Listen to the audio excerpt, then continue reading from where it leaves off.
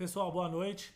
Gustavo Menezes aqui, um prazer voltar aqui ao vivo com vocês com mais uma iniciativa. Eu aqui, o meu grande parceiro, bora para mais uma, doutor Felipe Jäger aqui, para parceiro de todas essas iniciativas. É um prazer estar com vocês aqui mais uma vez. Hoje trazendo uma iniciativa inédita, trazendo para vocês uma sequência de 5 lives curtas, diretas, que vai desbloquear diversos medos, diversas dúvidas na sua mente de um assunto extremamente importante, que é uma educação continuada em suporte básico de vida e emergências médicas da Maxillofacial Tips, tá? Lembrando que essa é uma iniciativa que nós já começamos anteriormente com um curso sobre suporte básico de vida e emergências médicas e odontologia, que se completa com o nosso livro de emergências médicas e odontologia, e hoje trazemos aqui uma colaboração com a CMOS Drake, que vai nos acompanhar nessa sequência de 5 lives. Para vocês entenderem a programação que fizemos para vocês, hoje nós começamos uma live sobre se o dentista está de fato aí imune, ou o aluno de odontologia está de fato imune às emergências médicas de odontologia, tá? Hoje eu e o Felipe estamos aqui com vocês, daqui a pouquinho o Boss vai dar um alô para vocês aí, né? Sim. Chegamos aí no dia 24/7 com a Live 2, então eu espero que vocês entendam que isso é um planejamento de formação gratuito para vocês através aqui do nosso canal no YouTube, tá? A Live 2 é como diagnosticar e tratar as principais emergências médicas de odontologia. Seguimos aí para o dia 22 de agosto na nossa Live 3, que são os equipamentos e materiais essenciais para salvar a vida do paciente. Essas 2 lives e a próxima temos a colaboração aí da doutora Tamara Aires, que é uma instrutora da American Heart Association, e em colaboração com a CMOS Drake também. Na aula 4, dia 18 de setembro, a gente fala sobre suporte básico de vida de fato e o que o estudante de odontologia, o dentista, precisa saber. Tá? Vamos falar um pouco mais sobre isso hoje também, que é uma live mais geral, que introduz esse assunto todo. E finalizamos no próprio dia 18 de setembro com a aula 2, uma aula bônus, que é como realizar uma ressuscitação cardiopulmonar, uma RCP aqui ao vivo, obviamente em modelos, tá? De alta performance também. Parte prática. Né? Parte prática. Então, prazer estar com vocês aqui, Bozão. Obrigado por essa ideia genial que você teve aí de trazer para as pessoas esse conhecimento maravilhoso. Diga aí. Vamos embora. Pessoal, lembrando que a programação completa, que o Gustavo colocou bem para vocês, a gente disparou no e-mail. Então, todo mundo que é o nosso assinante aí da nossa newsletter recebeu as informações, e também a gente mandou lá no canal do Telegram um PDF com todas as informações para vocês já agendarem aí e participarem com a gente dessa iniciativa tão importante, né, Boss? Bora? Bora! O tema hoje a gente começa propositalmente com uma pergunta.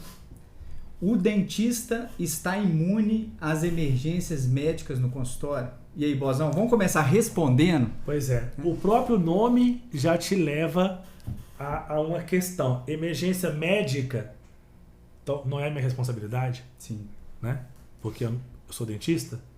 Infelizmente, a responsabilidade é nossa, né, Boss? Então, assim, dentista, estudante de odontologia, entrou no consultório, relacionou com o ser humano, criou um elo de tratamento, você está exposto às intercorrências. Perfeito. Né? E a gente vai ver até do ponto de vista de estatística que basta você atender para você ter emergências. As estatísticas vão provar que se você exerce odontologia, mais cedo ou mais tarde você vai ter obrigatoriamente que lidar com uma emergência médica. Vamos lá, Bozão. Eu acho que para a gente começar aqui, a gente trouxe um sumário do que a gente vai abordar nesse tempo com vocês hoje. A gente vai ver alguns conceitos básicos que são muito importantes para a gente diferenciar, especialmente uma emergência de uma urgência. Parece que é a mesma coisa, mas não é.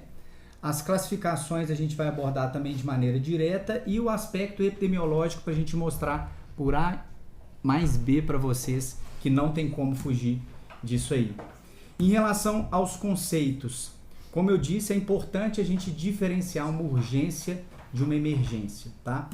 Do ponto de vista conceitual, a urgência é aquela situação que, apesar da necessidade de pronto atendimento, há tempo para o profissional se planejar.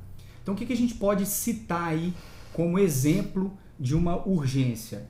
Uma dor, uma pulpite, um processo infeccioso que, embora possam ser situações que colocam às vezes o paciente até em risco, como uma infecção odontogênica, não necessariamente é uma emergência, né? É uma urgência. Quanto antes você atuar, melhor, mas você tem tempo, muitas vezes, para estudar, para se planejar, para esterilizar o material, para ligar para um colega para pedir ajuda. Isso tudo caracteriza uma urgência.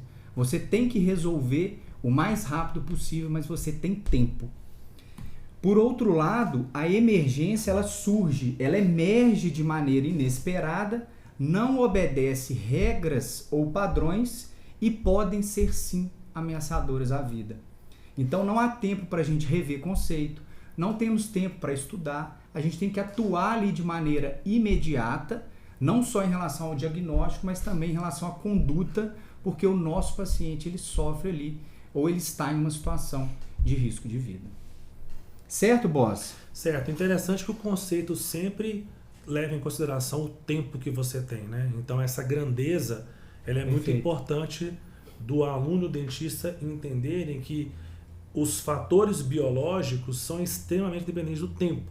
Então quer dizer, quando uma situação ou de emergência ou de urgência acontece, você tem um tempo determinado para tomar uma atitude. Dentro daquele tempo e a sua capacidade de lidar com esse commodity finito que você tem, vai decidir muitas vezes o desfecho do paciente. Se você lida com o tempo de maneira eficaz e toma a decisão que ajuda o paciente ou que reverte a situação, o dano é menor. Mas pode ser que se você gasta o seu tempo pensando, desesperado e sem saber como agir, quem vai pagar o preço muitas vezes é o paciente. Então o tempo é uma grandeza que ela é inevitável e irreversível. Então você tem que lidar com ela muito bem. E como é que você lida bem com o tempo? Sabendo o máximo possível de maneira imediata, né? Então quer dizer, nós desperdiçamos muitas vezes um tempo precioso porque não nos preparamos corretamente para a situação. Perfeito. Ô Boaz, isso me faz lembrar, inclusive, o tão famoso ABCDE do trauma, que provavelmente todo mundo conhece. E quando a gente faz a avaliação do A, do B, do C, do D e do E de maneira sistemática, é porque a gente sabe que o paciente ele vai morrer antes pelo A, pela via aérea, do que pela respiração, do que pela circulação que envolve sangramento. Então, essa ordenação, de modo que a gente atenda o paciente, que a gente entenda essa evolução em relação à importância ali do diagnóstico e da conduta frente a cada emergência é muito importante também, né? E aí, boss, a gente tem alguns problemas hoje que são de ordem mundial, não só falando de Brasil, que é um aumento da incidência de maneira geral em relação às emergências médicas devido a alguns fatores muito importantes.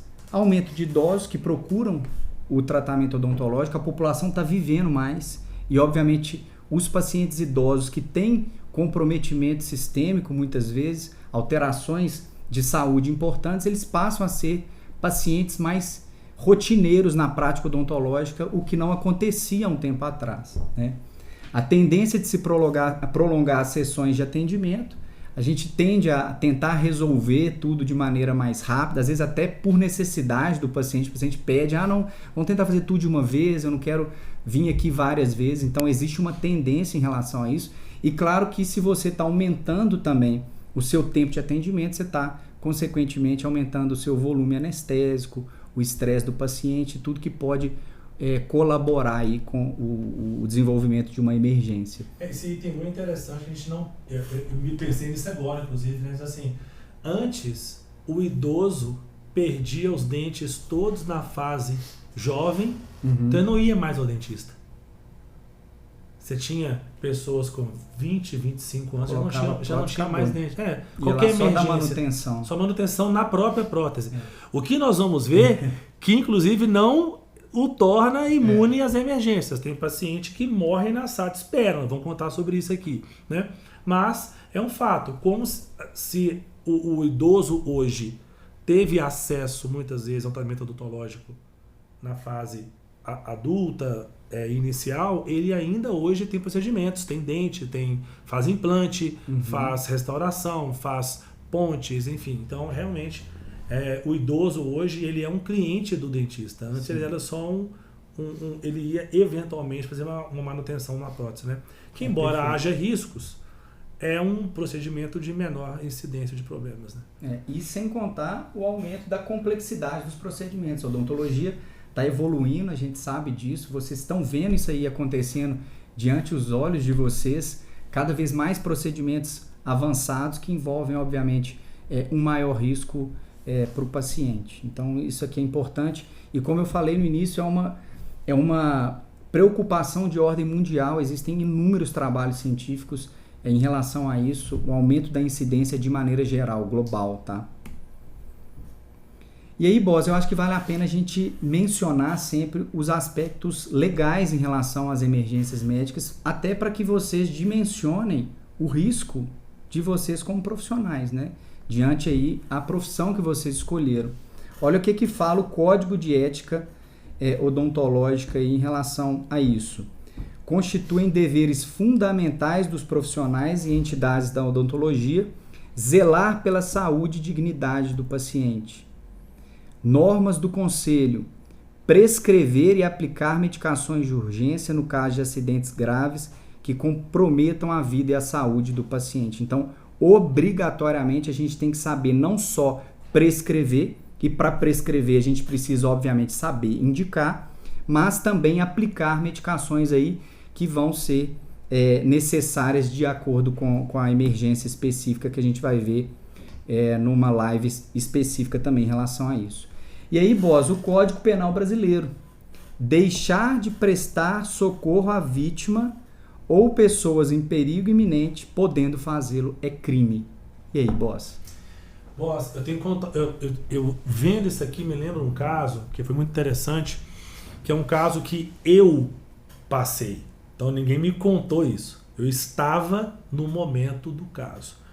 Obviamente eu não vou expor qual caso foi, nem quem é a pessoa, mas a gente estava operando um paciente e eu percebi que o paciente deitou a cabeça assim no momento, né? Eu estava auxiliando, percebi que o paciente tinha mudado um pouco, até a tonalidade dele, e comecei debaixo próprio do campo a tentar checar pulso no pescoço e não sentia pulso nenhum. E aí a gente começou, o paciente parou, tiramos tudo do paciente do campo, pegamos o paciente, deitamos no chão, e eu comecei RCP do jeito que eu lembrava naquele momento, e a outra pessoa foi chamar o SAMU.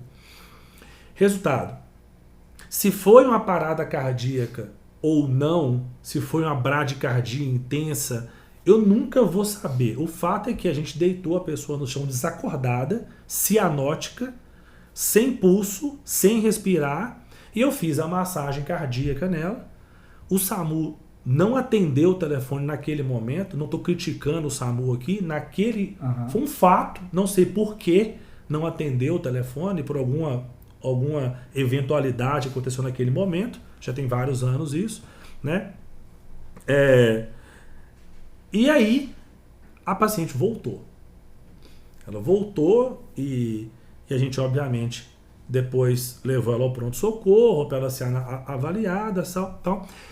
Mas tem um negócio que nunca saiu de mim desse dia. Eu fiz o que eu sabia. Mas eu tenho clareza que eu não estava preparado para aquilo. Que eu não tinha tido formação para reanimar aquela paciente. Que eu tinha alguns conceitos na cabeça. Mas sabendo do que nós sabemos hoje, eu sabia nada. E qual que é o que eu sinto? Que, felizmente, ela não morreu. Mas se ela tivesse morrido, como é que eu ia lidar com a culpa de ter consciência que eu não sabia o suficiente? Como é que eu ia viver com isso assim? Pode ser que, ainda que você saiba tudo, o paciente vai morrer. Porque é um desfecho inexorável da existência humana. Mas o lance é, às vezes você estuda para salvar vidas, mas muitas vezes você estuda também para lidar com a sua vida depois que aquela vida foi embora. Como é que você vai lidar com a situação assim? Eu fiz tudo que eu podia, que eu sou bem formado, eu sou capacitado, mas não adiantou. Foi superior à minha capacidade. Isso acontece no mundo inteiro o tempo inteiro. Muito importante. Como é que você lida com isso? Como é que, ainda bem que essa paciente não faleceu, mas hoje, se ela tivesse falecido, eu tinha clareza que naquele momento eu não estava bem formado para ressuscitar um paciente. Eu não tenho problema nenhum de assumir isso, porque nós estamos virando o jogo na educação hoje, onde a pessoa não precisa mais sentir o que eu sinto. Sim. Existe opção, existe livros, cursos, pagos ou gratuitos, aonde você quiser, você pode aprender. Naquela época também tinha, só que ninguém me falou isso. Ou não me falaram com a veemência necessária para que eu tivesse a consciência que eu tenho hoje. Então essa é uma reflexão importante que eu vou deixar para vocês, assim, que muitas vezes você estuda para salvar a vida do paciente e para também lidar com a sua própria vida depois do ocorrido. Para ter a clareza que eu fiz tudo que eu podia, eu sabia tudo que eu podia saber e fiz o melhor. Isso não se aplica só a emergências. Sim. Isso se aplica até aquelas situações onde você faz uma cirurgia, ela não sai da maneira que você planejou, mas como é que você lida com o desfecho, com o resultado? Você lida em paz, porque você sabe que você é capaz e fez tudo que podia?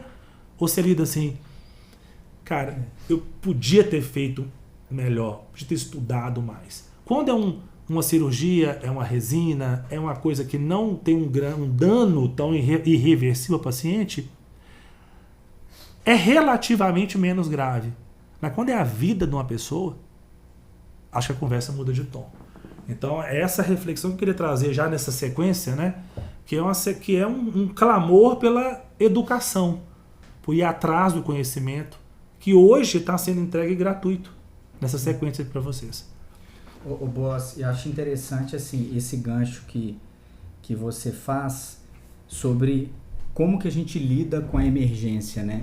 Eu acho que é legal também trazer para as pessoas o ambiente da emergência. Ali, nessa situação, uma situação onde você estava com o paciente no seu domínio, você sabe exatamente o que pode ter acontecido com ele se você fez uma boa anamnese, uma boa ficha clínica, enfim.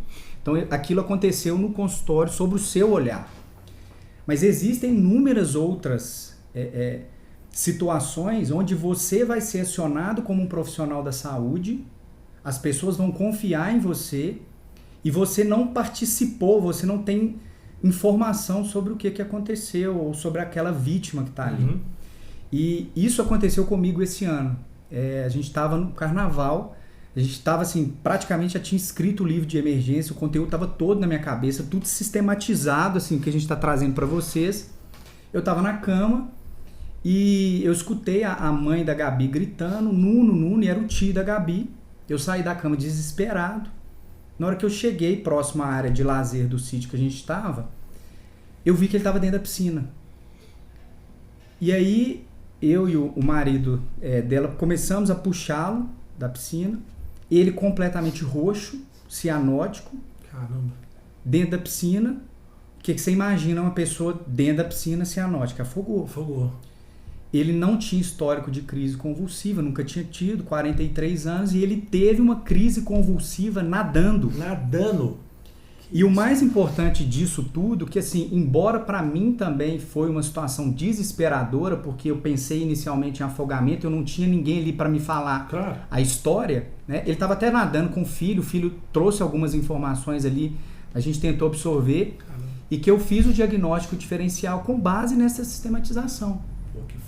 Então, quando eu vi o olhar, quando eu vi a respiração diafragmática, cianose faz parte, né, de um quadro de crise convulsiva, porque, né, a compressão ali, a contração da musculatura perde diafragma, ele respira menos. E aí eu consegui fazer o diagnóstico diferencial, notei a cialorreia, que facilmente você pode confundir com água. Né? E consegui fazer o diagnóstico diferencial, coloquei de lado, protegi, ele acordou depois de 4 minutos e estava resolvido. Só que era o primeiro episódio. Se eu soubesse que ele já tinha um histórico de crise convulsiva, eu ia imaginar que poderia ser uma crise convulsiva que aconteceu na piscina, que poderia ser em qualquer outro lugar. Sim. Porque você conhece a história. Só que em algumas situações, vocês vão ter que lidar dessa forma que eu estou falando com vocês. E a família que estava ali não tinha nenhum profissional da área da saúde, era eu. E as pessoas vão em você, Felipe, ajuda. Pô, eu estava escrevendo um livro de emergências médicas e felizmente eu consegui fazer o diagnóstico diferencial. Por quê? Porque a sistematização da avaliação do paciente, igual eu mencionei no início, o ABCDE do trauma, que é uma outra situação, mas que a gente ordena o raciocínio, né, do diagnóstico e, claro, de acordo com o principal sinal ou sintoma, a gente vai numa linha A ou numa linha B, me permitiu proteger o paciente e fazer o que tinha que ser feito. Fantástico. Então, assim, uma situação completamente diferente do que acontece no consultório odontológico, que está ali, de novo, sobre o seu olhar, sobre o seu controle, mas vocês certamente vão ser acionados. E aí, Boss, eu lembro que logo depois da nossa iniciativa em relação a esse assunto, o lançamento do livro, eu não sei nem quantas pessoas já escreveram pra gente falando que, putz, eu salvei minha avó tá viva hoje porque eu assisti o curso de vocês, eu ajudei a minha amiga que teve uma complicação, que teve uma emergência, enfim, a gente tem recebido muitos... E tem pouquíssimo tempo, né? E pouquíssimo tempo. 6 meses que a gente fez isso. Exatamente, é por isso que a gente valoriza tanto essa educação continuada, porque isso aqui, tudo que a gente está trazendo para vocês, claro que o livro é atualizável, igual vocês já sabem, né? A gente consegue atualizar o conteúdo em tempo real, mas, pô, vamos trocar uma ideia aqui, vamos revisar a literatura, esse conhecimento, ele é dinâmico. Bora. E aí, Boss, qual que é a realidade disso no Brasil hoje? Vamos ser bem sinceros. A maioria não tem conhecimento, e não sou eu que estou falando, o Gustavo está falando, os estudos científicos falam que as pessoas não têm conhecimento, e a gente sabe que não tem porque existe uma carência grande desde a graduação. Eu pergunto para você que está em casa aí, que é estudante, vocês tiveram esse conteúdo na graduação? Não só o conteúdo teórico, porque uma coisa é a gente vir aqui falar com vocês, vocês absorverem toda a parte teórica, saber diagnosticar, saber tratar. Outra coisa é, vocês tiveram formação prática nisso aqui? Já vieram aqui, fizeram manobras de RCP, de suporte básico de vida, porque vão pensar no pior desfecho. Inclusive a gente vai direcionar aí nas próximas lives o conteúdo de tratamento para os piores desfechos, que é uma parada cardiorrespiratória. Tudo que você não quer que seu paciente tenha é uma parada na sua frente. Certo? Então vocês fizeram esse tipo de treinamento ao longo da formação de vocês, não só na graduação, até na pós-graduação. Ainda que tivesse feito, há quanto tempo vocês fizeram? Existe um planejamento regular de treinamento, de educação continuada que a gente está fazendo aqui em relação a esse treinamento também? Então essa é a realidade do Brasil. Exige uma atualização constante, não tem jeito, pessoal. Tem que estudar, isso aí é conteúdo de cabeceira. E porque também são práticas que você não faz o tempo inteiro. Perfeito. Né? Então, assim, você não está fazendo massagem cardíaca todo dia na sua vida. Você fez uma análise que é, assim, fundamental, que é a diferença de um médico que está lá no pronto-socorro todo dia fazendo isso o dia inteiro. Adrenalina, massagem, tá fazendo isso o dia inteiro. Isso aí, obviamente, faz parte da rotina dele. Assim como os procedimentos que vocês fazem diariamente faz parte da rotina de vocês conseguem executar bem. Agora, isso aqui não faz parte da nossa rotina. Mas vai acontecer? Vai. E quando acontecer, a gente tem que estar o quê, Boss? Preparado. Tá? O que não pode existir é o despreparo. E como a gente estava falando, pode acontecer em qualquer lugar, com qualquer indivíduo. Pode acontecer antes do procedimento, na sala de espera, seja pela ansiedade do paciente, ou pode não ter relação nenhuma com o procedimento. O paciente pode infartar dirigindo, não pode? Pode. Ele pode infartar na cadeira odontológica. Ele pode infartar na cadeira da sala de espera. Ele pode infartar na cadeira da sala de espera pela ansiedade do procedimento que ele vai fazer? Pode. Mas pode não ser também. Isso. Né? Durante o tratamento e, obviamente, após ele também. E aí, boss, as estatísticas mostram com pessoas próximas a você A maioria... e aonde você estiver. A maioria são pessoas do seu convívio. Isso é muito legal. Igual você acabou de contar um caso maravilhoso que você conseguiu conduzir muito bem, acontece com pessoas próximas.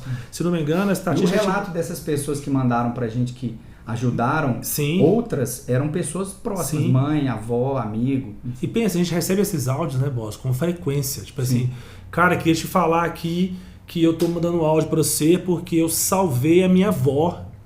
Cara, isso é uma vida. Uma pessoa, imagina quantas já foram e quantas serão salvas com esse tipo de iniciativa.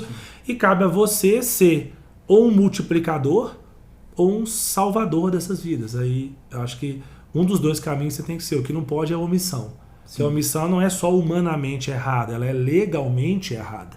Né? Se, a partir do momento que você decidiu ser um profissional de saúde, você perdeu o direito de ser omisso. Perfeito. Né? Você tem que agir. Né? E assim, se a parte humana não for suficiente para te convencer, existe um código que espera de você que você reaja corretamente a essa situação. Perfeito, boss. E é importante isso, tratando especificamente do consultório odontológico, porque você não espera que a sua secretária, a sua ASB, ela vai assumir a posição ali de conduzir uma emergência enquanto você passa mal com o paciente, não. Então, exige postura, firmeza, tranquilidade para dar comando. A gente tem até alguns vídeos que a gente explica sobre isso. E mais, você como um profissional cuidadoso, você vai treinar a sua equipe também. Isso é muito comum nos Estados Unidos. Eu acho que a valorização lá em relação às emergências médicas está muito à frente da gente. Não é à toa que em 14 estados brasileiros o desfibrilador é obrigatório dentro do consultório. Aqui no Brasil a realidade é outra. Né? Então você vê que o americano está mais preocupado com isso. E lá eles colocam como regra. A cada ano, a equipe toda, envolvendo a sua secretária, o dentista, tem que refazer o curso de atualização. Tem que treinar.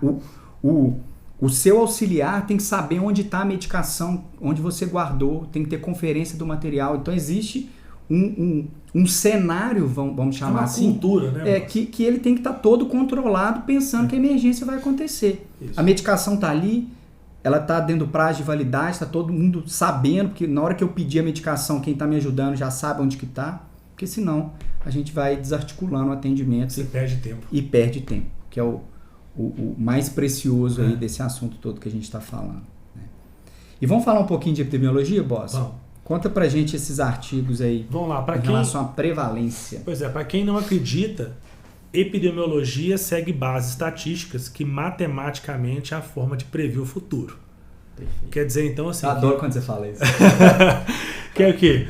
É você entender Boa o seguinte, demais. qual que é a possibilidade de acontecer com você. Então, as emergências, elas acontecem muito mais frequentemente em procedimentos ambulatoriais, porque geram ansiedade, o paciente está acordado, ele está percebendo o ambiente, então ele reage ao estresse. O estresse, ele causa reações idiosincrásicas nas pessoas, quer dizer, cada pessoa reage diferente com o estresse. Tem gente que ri, tem gente que chora, tem gente que fica agressivo, tem gente que desmaia. Então você não consegue prever isso, porque isso é multifatorial nos pacientes. Tá? E como o Felipe já disse uma vez, aí nos slides, os períodos prolongados de atendimento aumentam as chances, especialmente em recém-formados, que muitas vezes fazem cirurgias de terceiros molares ou dente impactado de 3, 4 horas, a chance de um paciente ter... Eu fiquei uma vez 40 minutos deitado na mesa de ressonância. Eu quase entrei em crise de pânico. Deitado, zero perigo, nada. Fiz uma 4 semanas atrás. Pois é, então você sabe como é que é. Imagina 4 horas com barulho de motor, alavanca, barulho de osso, barulho de dente, trepidação, o profissional conversando, preocupado. Você olha pro cara, tá suando a testa, você tá preocupado. Cara, isso é um estresse absurdo. A chance de ter intercorrência aumenta. E, especialmente, quando você administra muitos fármacos, especialmente anestésicos, locais, quando a cirurgia é muito longa, ou você faz uma conjunção de fármacos que o paciente já toma com anestésico. Então aí a chance aumenta muito, a prevalência aumenta muito. Né? E existem trabalhos, já mediram isso. Um muito famoso inglês mediu aí, que é um lance, presta atenção nisso. Esse dado ele é chocante porque ele é reprodutível. 10 anos avaliando os pacientes. Tá? E prospectivo. 1.500 pessoas receberam questionários sobre históricos de emergências médicas na odontologia. 1.100 pessoas responderam. Tá? Eventos vivenciados nos últimos 10 anos. Tá? 10 anos, pessoal, é um tempo pequeno em relação à vida profissional do dentista. Muitos dentistas atendem 30, 40 anos ainda com frequência. Tá? Então, olha só. Um evento a cada 3 anos. Um evento, uma intercorrência digna de nota. Não um paciente nervoso. É uma intercorrência catalogada, descrita a cada 3 anos. E olha isso. Em 40 anos de profissão, que é uma média de trabalho, a pessoa forma com 22, 23, 25, 30, que seja, uma média, né? Vai atender até os 60, 70 muitas vezes. 9 a 11 vezes a necessidade de uma intervenção, uma emergência. E a maioria desses profissionais fala o seguinte: mesmo que eu tenha sido treinado, eu não me sinto capaz de lidar com isso. E foi o relato que eu fiz. Aconteceu comigo. Eu tinha sido relativamente treinado, hoje eu sei que foi relativamente treinado, e não tinha capacidade de lidar com aquilo. E Boss, quando eu falei que é um estudo prospectivo, na verdade foi um estudo de questionário, mas uma análise prospectiva de 10 anos ali numa janela do dentista. Agora pensa assim, que eles fizeram um estudo que, na verdade, o dentista tem que fazer uma retrospectiva, olhar para trás e ver quantas intercorrências ele teve. Pensa a quantidade que ele não esqueceu. Sim. Ou que ele não anotou, não descreveu, enfim. Então pode ser que essa média ainda seja muito maior. Exatamente. Por mais grave que tenha sido. E olha que interessante esse slide aí, que vão pôr na sua tela. Por que esse slide está com esses quadradinhos? É para você perceber o seguinte, olha aí, ó, stage of treatment, que é o seguinte, em que estágio estava o tratamento no momento que o paciente teve a intercorrência?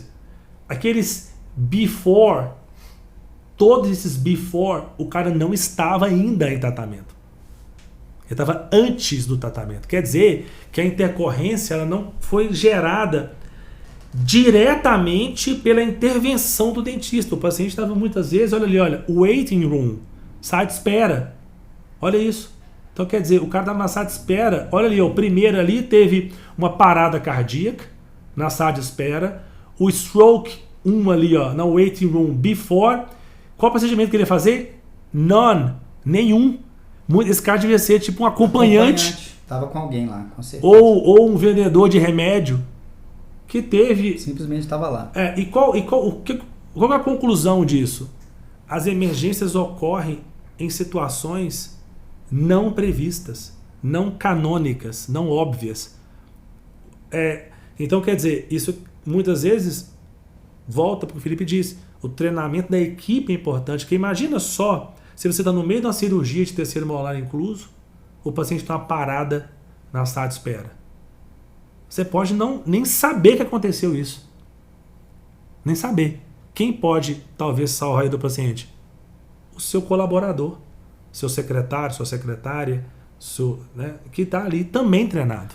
Boas, isso é tão legal de refletir. A gente até colocou no nosso livro, na parte de equipamentos, a importância de você estruturar a sua clínica também, o seu ambiente de trabalho, para que tudo seja móvel a ponto de deslocar até o paciente. Isso. Porque às vezes o pessoal coloca lá o oxigênio na parede, saindo lá bonitinho e tudo, mas põe só na cadeira, perto da cadeira. Aí o paciente tem aonde? A emergência? Na sala de espera. Aí o que você vai fazer? Não tem como. Aí você tem que ter, obviamente, um oxigênio portátil para ir atrás do paciente. Tem um DEA portátil, que tire da tomada e leve até o paciente. Né? Então pensar em tudo isso também. Mais um estudo mostrando aí do famoso Dr. Stanley Malamed. Grande referência, né? Que fez também mais de 4.000 entrevistas em 10 anos também de pesquisa. E olha lá na tela de vocês aí, olha. 15.000 casos de síncope. O que é isso? Desmaio. O paciente tem uma perda súbita da consciência por um motivo não óbvio, não descrito, ou às vezes descrito, né? Olha só, reação alérgica moderada, mais de 2.500, e eventos graves, tão frequentes como uma alergia, uma angina pectoris, que pode ser um sinal aí de uma condição cardíaca mais grave. Evolução, né? Para o infarto, por exemplo. Eu não vou citar todos, vocês podem ver aí, essa aula vai ficar aí para vocês. E olha só, olha a quantidade, tá? Se tiver com o celular na mão aí, ó, printa essa tela para você nunca esquecer que de 4.000 pessoas entrevistadas, 15.000 síncopes ocorreram. E qual que é a importância de saber lidar com a síncope? Que a síncope pode ser, estou falando do mais comum, tá? Ela pode ser um simples desmaio, que você acha que é síncope, mas pode ser uma parada cardíaca, que parece a priori uma síncope, mas que não é uma síncope. É muito mais grave que isso. Então, saber diagnosticar e manter a calma, nós vamos falar sobre isso no finalzinho, manter a calma, porque o desespero vai causar mais uma emergência, que é você entrando em síncope. Aí, existem casos que parecem engraçado, mas de dentistas que morreram de infarto porque um paciente desmaiou no consultório. Infartou de susto, de estresse, de medo. Então, tamanho de despreparo do profissional, né, que pode ter sido a causa desse problema dele. E o conhecimento é o que vai fazer vocês fazerem um diagnóstico diferencial. Então, por exemplo, o paciente perdeu consciência. Como é que eu diferencio uma parada de uma síncope? Olha os dados vitais. O paciente está com respiração, o paciente tem pulso, não é uma parada. Então a gente vai caminhando de acordo com os fluxogramas de atendimento, é por isso que o conhecimento é fundamental. Mais um aí, estudo, nós estamos trazendo para vocês dados estatísticos, porque o que eu acho ou o que eu penso não interessa.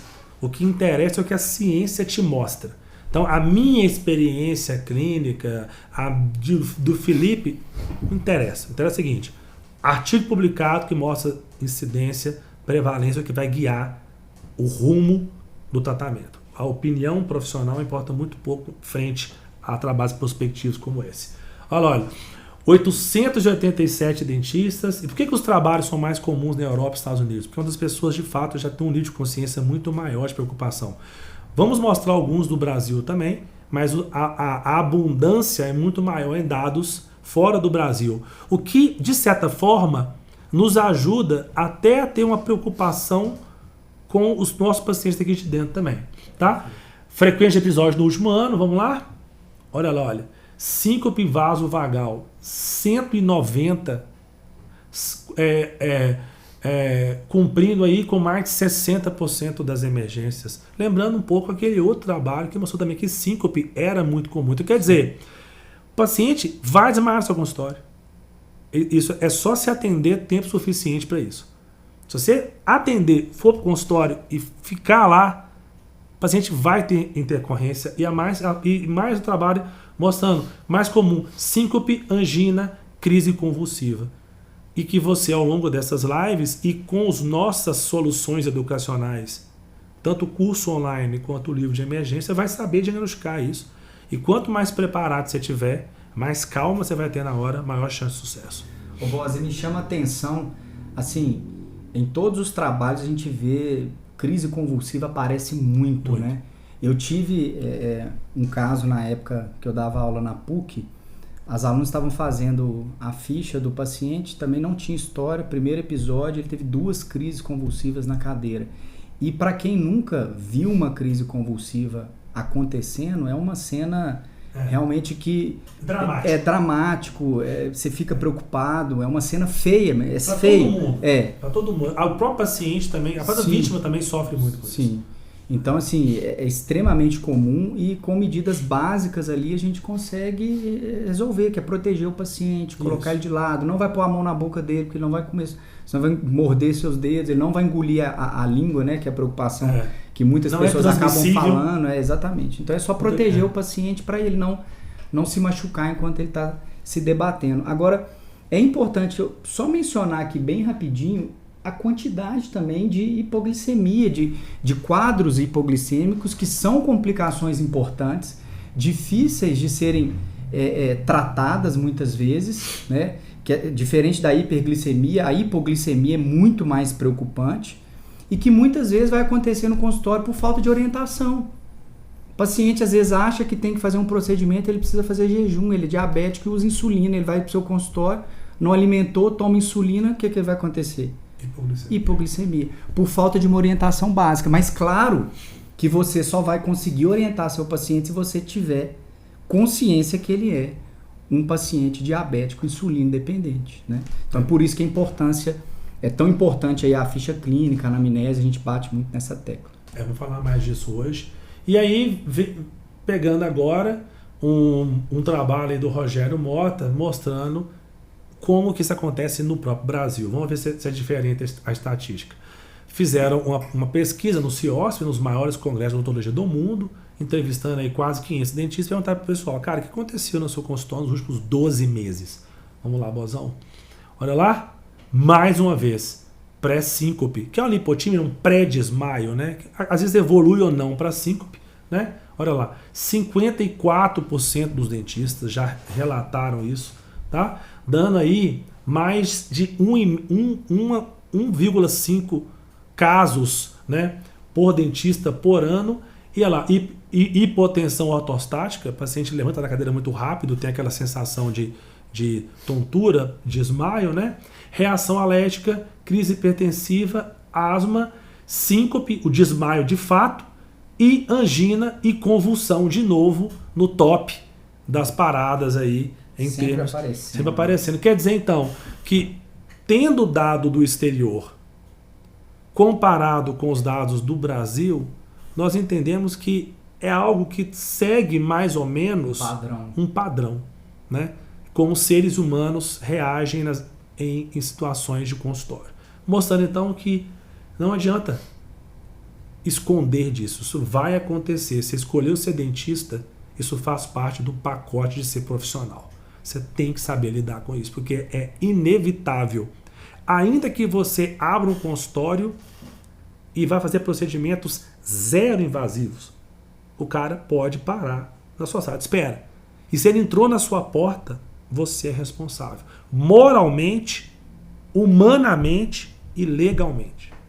Abrir o consultório é dentista, você tem que lidar com isso. Perfeito, boss. E aí, a mesma pesquisa mostra que, olha, a sensação de despreparo é muito maior do que a de preparo. A maioria esmagadora, 77%, fala, cara, eu não estou preparado para isso, ou se sente não preparado. Como é que você sabe que você está preparado? Constância em atualização, constância em cursos, constância em leitura e constância, inclusive, em treinamento da sua equipe. Que ao treinar a sua equipe, você se auto-prepara para a situação. O preparo, ele é geral, é conhecimento teórico, é prático, é estrutura, é equipamento, é organização de equipe, é treinamento de equipe. Então, o preparo, ele é geral. Agora sim, boss, um estudo de questionário, 77% das pessoas que falaram que se sentem despreparadas, provavelmente se sentem despreparadas mesmo. Agora, existe um viés grande, assim, de pessoas ali, né? Que se... Será que... Isso é um dado que não alinha com o dado internacional, porque lá mesmo eles estando mais preparados, o percentual de sensação de preparo é menor do que o nosso. Então, o que será que aconteceu aqui? Será que as pessoas realmente falam que estão preparadas ou se sentem preparadas e realmente não estão? Então, ou elas sabem que elas não deveriam se sentir despreparadas. Perfeito. E responde por isso. Responde por isso. E boss, vamos lá. Quais são as recomendações básicas, principais? A gente falou muito sobre isso no nosso curso, no nosso livro também. Primeiro lugar, manter a calma, não tem jeito. É difícil lidar com uma situação de emergência, especialmente aquelas que não fazem parte da nossa rotina, são situações de maior gravidade, vamos dizer assim. É difícil, mas a gente tem que tentar manter a calma. A gente é o profissional da saúde, a gente não pode desesperar junto ou com a vítima ou com alguém que esteja perto. A gente tem que mostrar domínio, segurança e refletir isso para toda a equipe. Em segundo lugar, saber quando e a quem pedir ajuda. Então, assim, quando e a quem? Quando que eu vou acionar um SAMU? A quem eu vou pedir ajuda primeiro? Qual o número do SAMU? Qual o número do SAMU? Né? Quem aqui envolve isso, né? Eu vou uma pessoa que está ali que pode me ajudar inicialmente, que às vezes ela vai acionar o SAMU enquanto a gente está prestando ali os primeiros socorros. Então isso é muito importante. Tem que fazer parte também do conhecimento de vocês. Obviamente, executar as manobras de suporte básico de vida e ressuscitação cardiopulmonar. Isso aqui é obrigatório, tem que saber, tá? E obviamente ter todos os equipamentos aí para que isso seja feito com segurança. E obviamente não adianta a gente ter o equipamento se a gente não sabe usar. Isso. Não adianta a gente ter medicação se a gente não sabe quando usar, quando indicar uma ou outra. Então, manusear os equipamentos e medicamentos de emergência também é fundamental aí.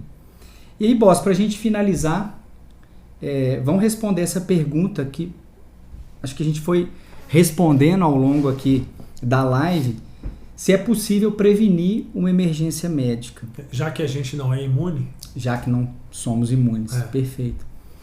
E dentro de um contexto geral, a grande maioria a gente consegue prevenir sim. Claro que algumas elas vão acontecer porque tem que acontecer, não estão relacionadas com o procedimento. A gente mencionou algumas aqui para vocês.